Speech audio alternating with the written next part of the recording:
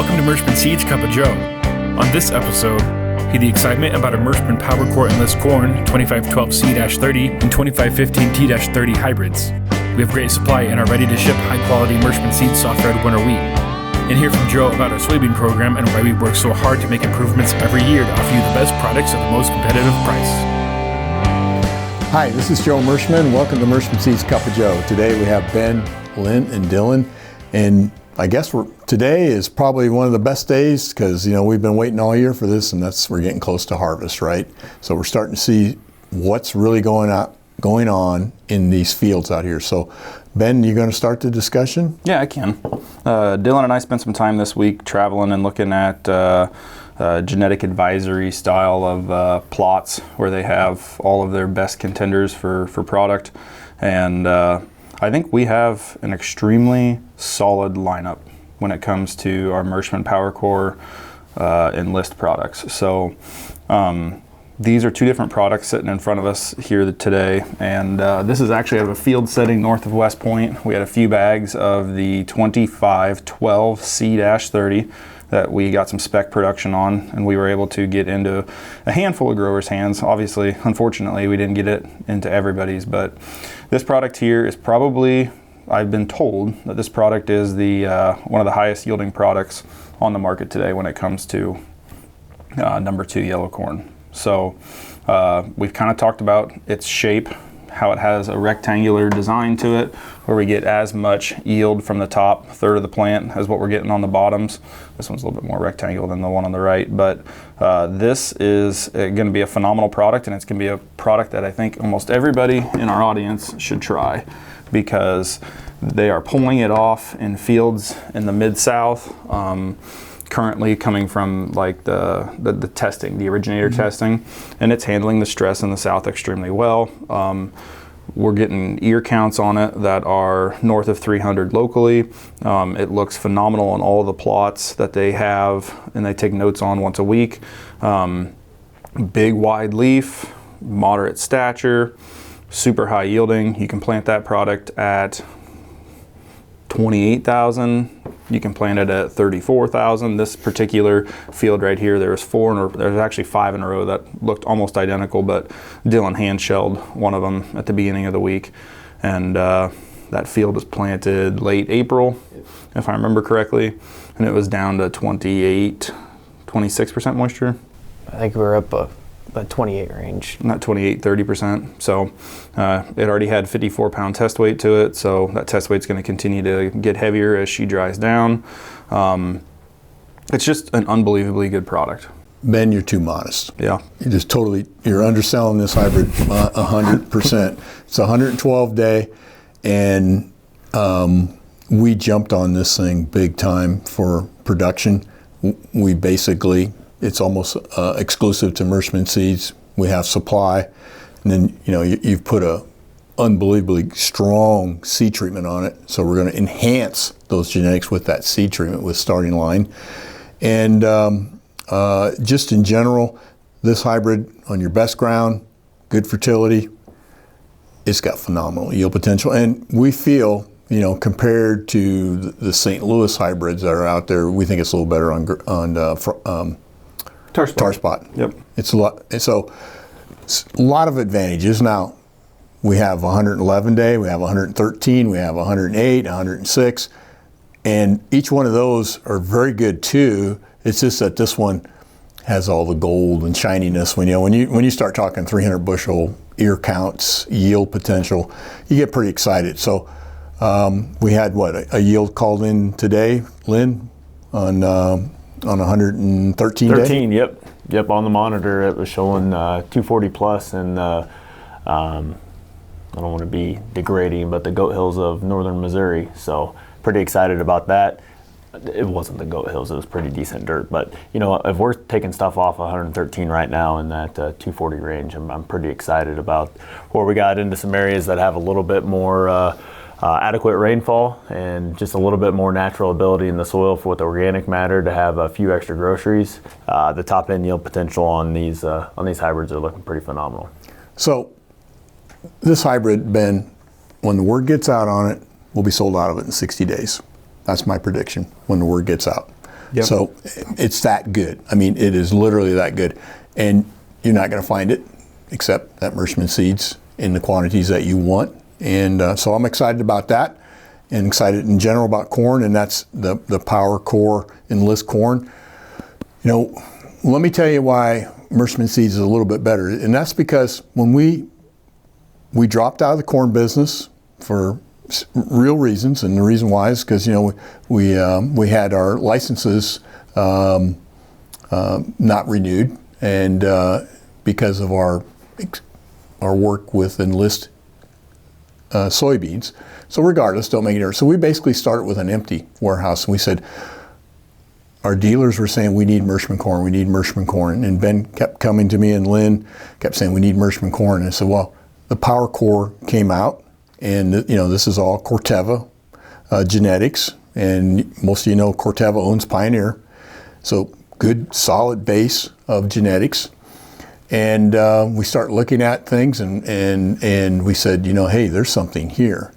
So we could go literally all in to start with, because we didn't have a warehouse full of inventory. And you don't realize when you're running a seed company, you just can't bring every new hybrid out that you want, because you got to sell what's in the warehouse first. So we came out with all gold medal, top of the line products in quantities and supplies to be able to go to market.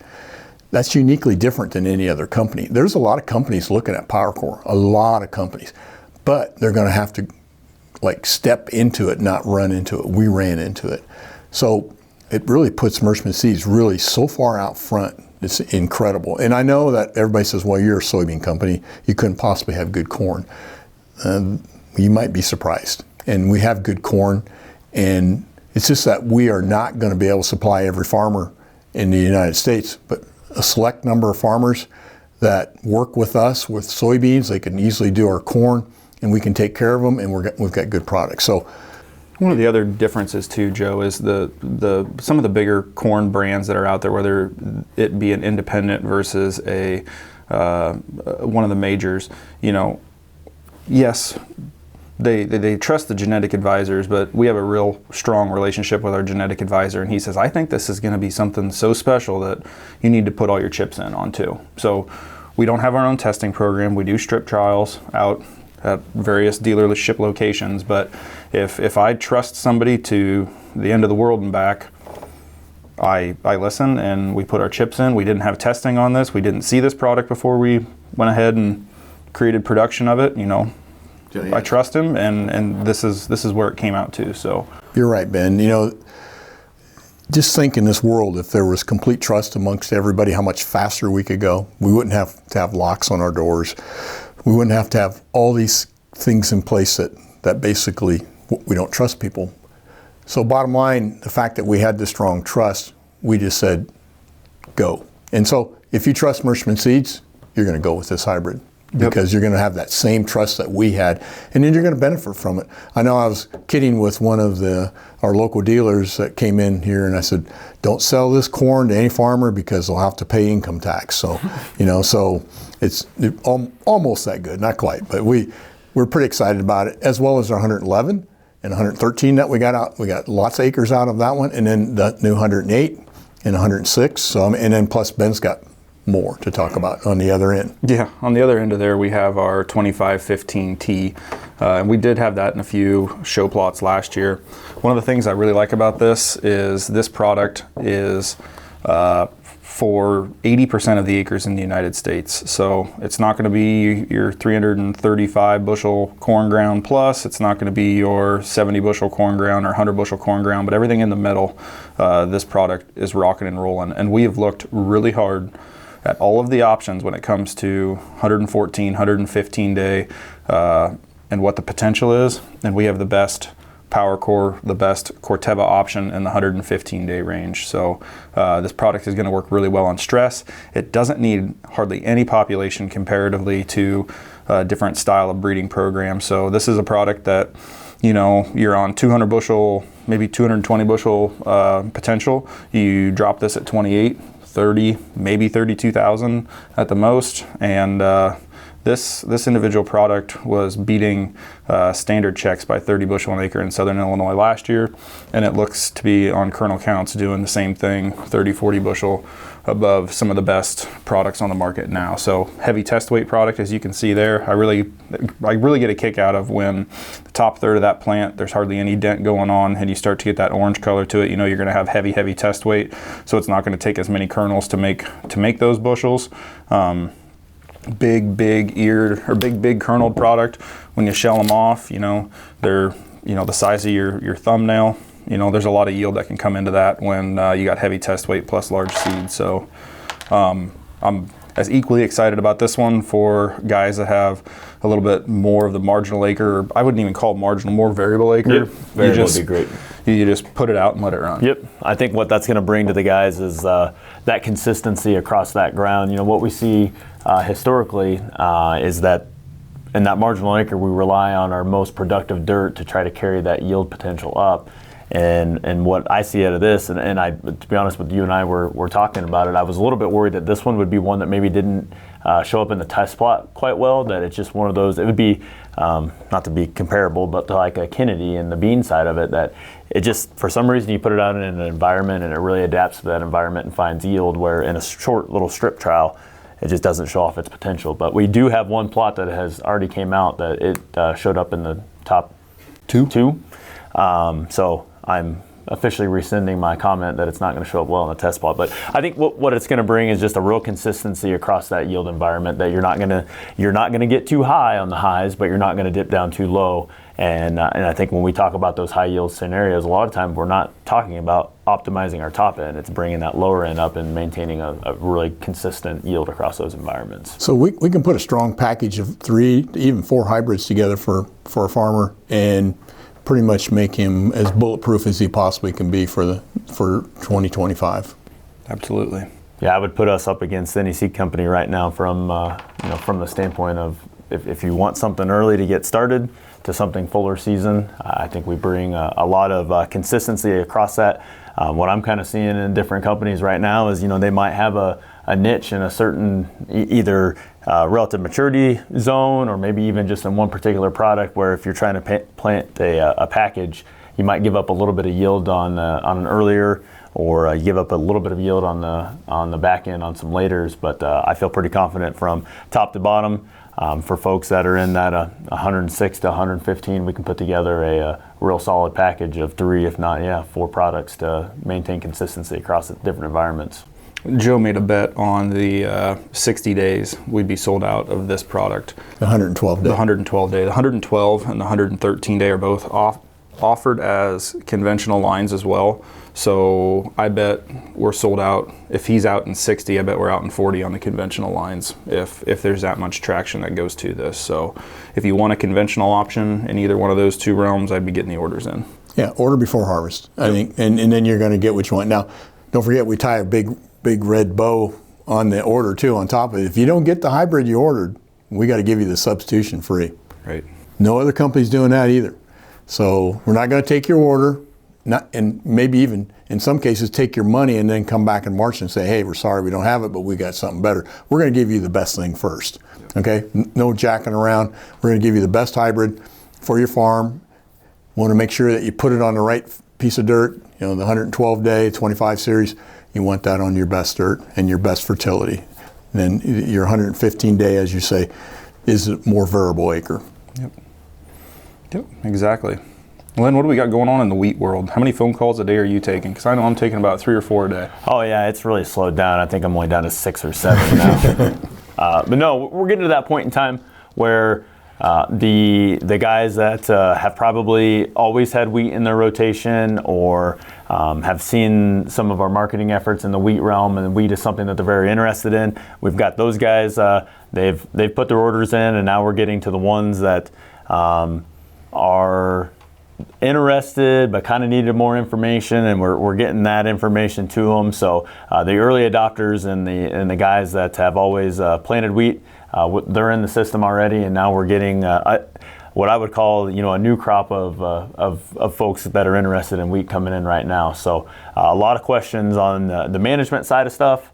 A lot of questions on the ultra earlies and the hyper earlies in relation to when harvest looks like. The one right now that's pretty exciting for me, and we've talked about it quite a bit, we've talked about it before, is guys further north that know that double crop is probably on that tweener side, that are doing a lot of research into the relay crop situation. So a really good conversation that's going on with those guys, because they're looking at things from both a income standpoint, a soil health standpoint, trying to get away from those either just straight corn rotations or bean ground. As we get a little bit further south, it's been bean on bean, trying to break that rotation up and get a little bit more diversity into that soil biology. So a lot of really good reasons to plant wheat and a lot of good conversations. I would say right now the one that garners the most attention that I've talked to is millie, because people are really interested in that relay crop. So they want something with a little more plant height that's going to give them a top end yield and still be done by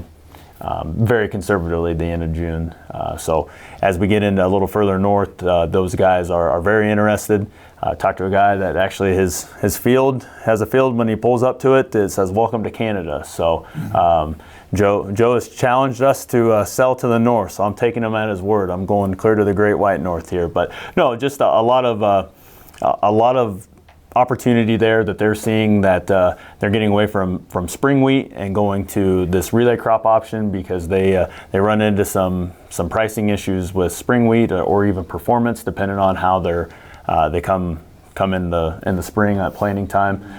Their weather patterns seem to be very similar to us, getting very, very wet early and then drying off and becoming hot late. So folks in Minnesota, Wisconsin, those are the ones that are coming in pretty hot and heavy, and as always, we're getting some stuff in the more historical wheat acres as well. Yep. The other day I had a farmer talking about his water hemp problem. I says, you want to get rid of water hemp? It's real simple. Plant wheat. You ever seen water hemp and wheat?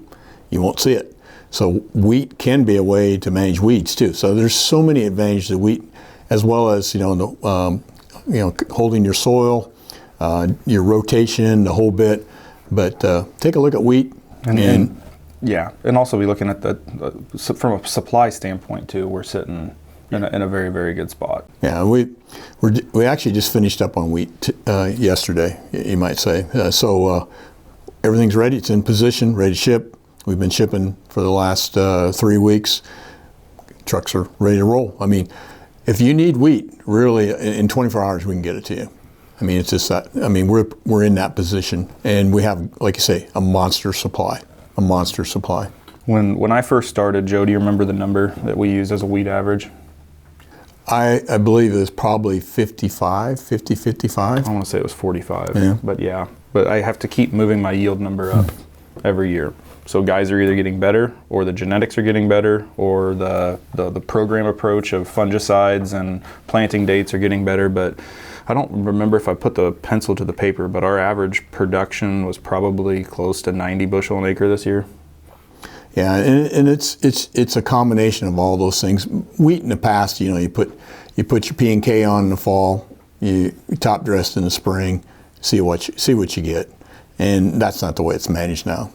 And if that's the way you want to farm for wheat, we have varieties that will fit in that category. But if you want to manage it with, splitting your nitrogen and putting sulfur on and doing a fungicide, all of a sudden, 100 bushel. We've got farmers now that if they don't get 100 bushel, they're not happy, and that's been multiple years now. So it just seems like the wheat is getting better and better, and that's good. That gives us more options. And that's my point being is we're not gonna run out, at least.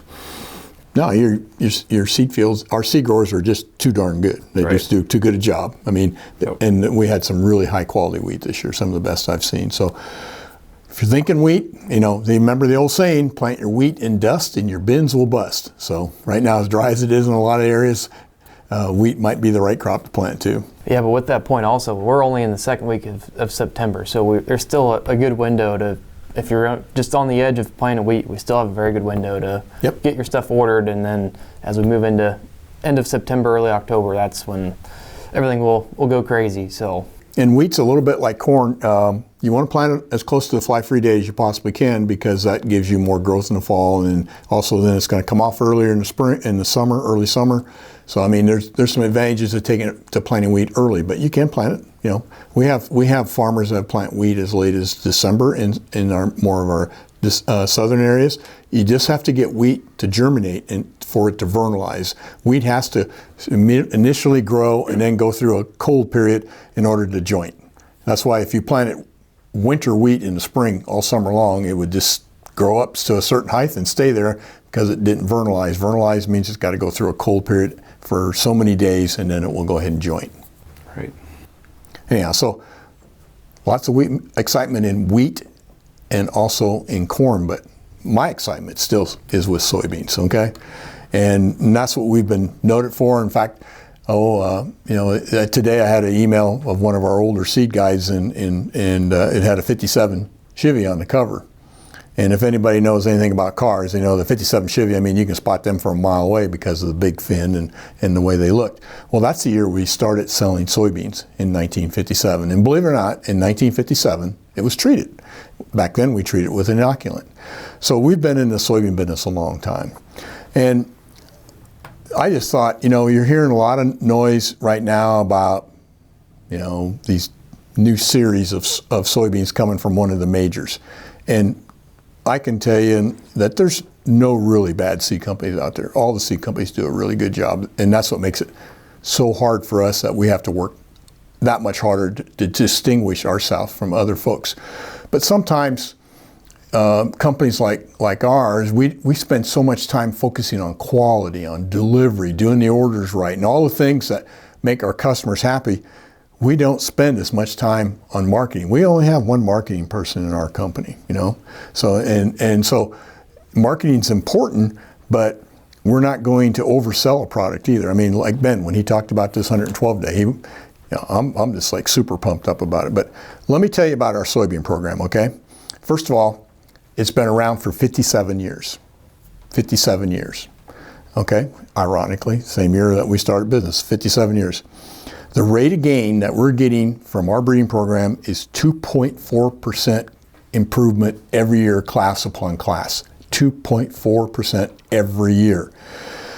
One of the other companies are talking about their new series, which from their old series to the new series is a 2.7% series jump. Well, I can believe that, but we're doing 2.4 every year, not from something that came out 3 or 4 years ago. The number of Peking lines that have come out of our breeding program into the industry is 421 Peking lines. So we have a major emphasis on Peking lines, which is important. I totally agree that we need more and more Peking lines. And we run 16 different genetic markers for agronomic and phenotypic traits.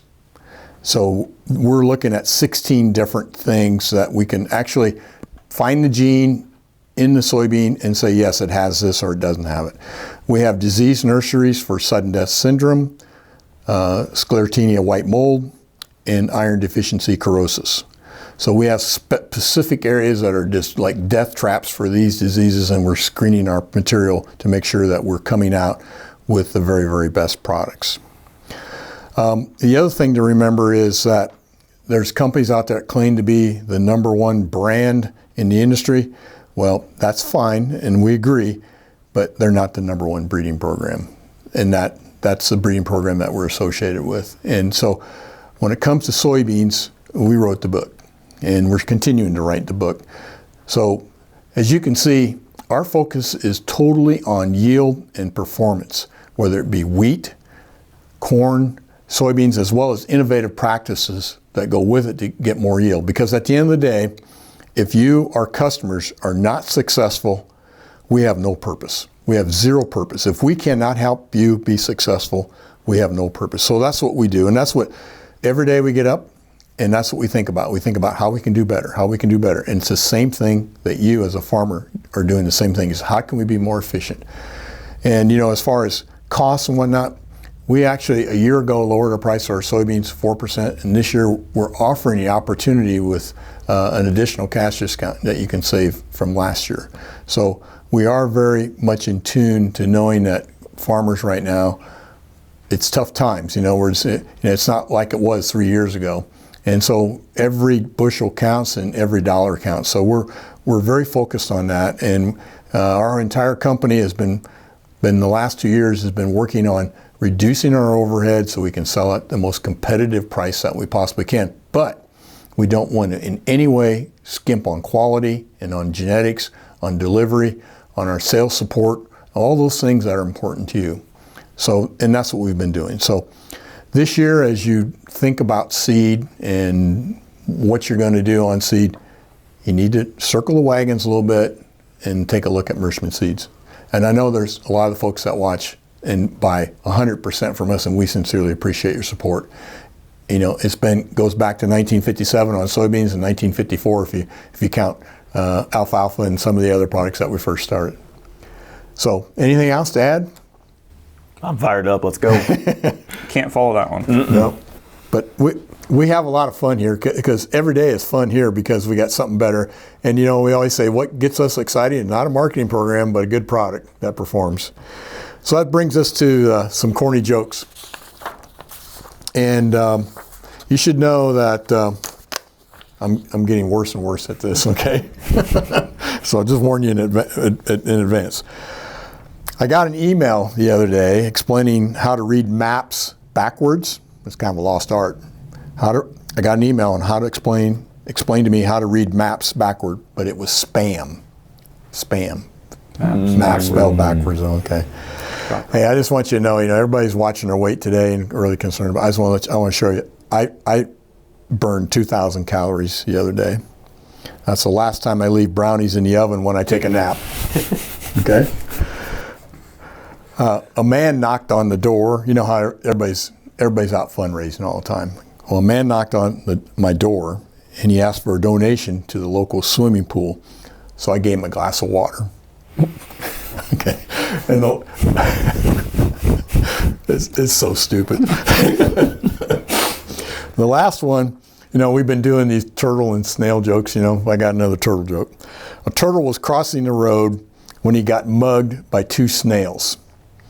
When the police asked him what happened, he says, "I don't know. It all happened so fast." Well, anyhow, that's it for this week. But I know Ben. This week could be Thanksgiving as far as he's concerned. You got through the rodeo, and I guess you had pretty good success too, right? You made a lot of money for the school system, the private school in our area. So thanks, Ben. Thanks to you. We save a little. Our some of our customers are saving a little tuition. Okay, there you go. We appreciate that. Anyhow, harvest is upon us. That's the time when you got to be careful. Slow down. Think about things. Don't get hurt. And we hope that your family is safe and healthy. We'll see you next week.